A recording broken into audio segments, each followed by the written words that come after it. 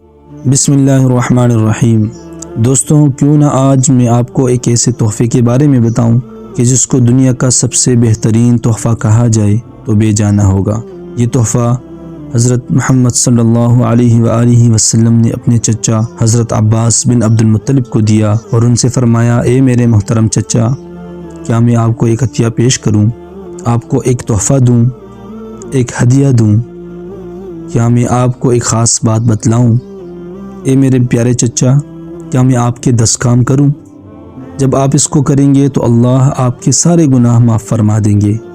وہ گناہ جو دانستہ ہوئے ہیں، وہ گناہ جو غیر دانستہ ہوئے ہیں، وہ گناہ جو بڑے ہیں، صغیرہ ہیں، چھوٹے ہیں، کبیرہ ہیں، ڈھکے چھپے ہیں، اعلانیہ ہیں، پرانے ہیں، نئے ہیں، اگلے ہیں، پچھلے ہیں، اللہ جل شانہ آپ کے سارے گناہ معاف فرما دیں گے۔ وہ یہ کہ آپ 4 رکعت صلاۃ تسبیح پڑھیں۔ اس کے بعد حضور صلی اللہ علیہ وآلہ وسلم نے فرمایا کہ اگر ہو سکے تو یہ نماز روزانہ پڑھ لیا کریں۔ اگر روزانہ نہیں پڑھ سکتے تو پھر ہر جمعے کو پڑھ لیا کریں، اور اگر ہر جمعے کو بھی نہ پڑھ سکیں تو کم از کم سال میں ایک بار ضرور اس نماز کو پڑھ لیں، اور اگر یہ بھی نہ ہو سکے تو زندگی میں کم از کم ایک دفعہ ضرور پڑھ لیں۔ دوستو، یہ نماز 4 رکعت کی نماز ہوتی ہے اور اس کا اجر و ثواب بے حد زیادہ ہے، بے حساب ثواب دیتا ہے اللہ تعالیٰ اس کا۔ اور اس میں ایک تسبیح پڑھنی ہوتی ہے 300 مرتبہ۔ وہ تسبیح ابھی میں آپ کو بتاؤں گا اور نماز پڑھنے کا طریقہ بھی بتاؤں گا۔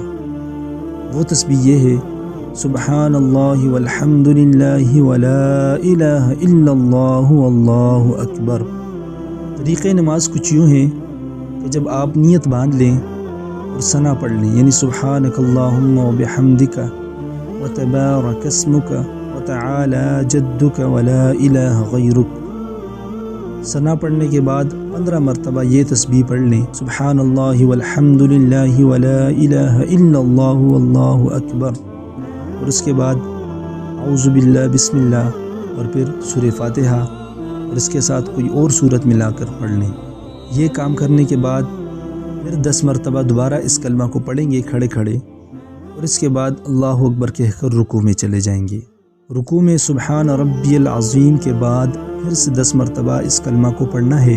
اس کے بعد قومہ میں، یعنی رکوع سے کھڑے ہونے کے بعد، سمع اللہ لمن حمیدہ ربنا لک الحمد، یہ کلمات پڑھنے کے بعد 10 مرتبہ پھر اس کلمہ کو پڑھنا ہے۔ اس کے بعد سجدے میں سبحان ربی الاعلیٰ کے بعد 10 مرتبہ، دونوں سجدوں کے درمیان جو وقفہ ہوتا ہے جلسہ، اس میں 10 مرتبہ اس کلمہ کو پڑھنا ہے، اور پھر اس کے بعد آخری سجدے میں سبحان ربی الاعلیٰ کے بعد اس کلمہ کو 10 مرتبہ دہرانا ہے۔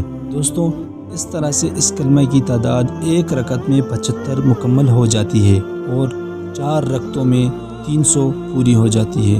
جو طریقہ کار پہلی رکعت کا ہے اسی طرح سے ہم نے باقی 3 رکعات بھی پڑھنی ہے۔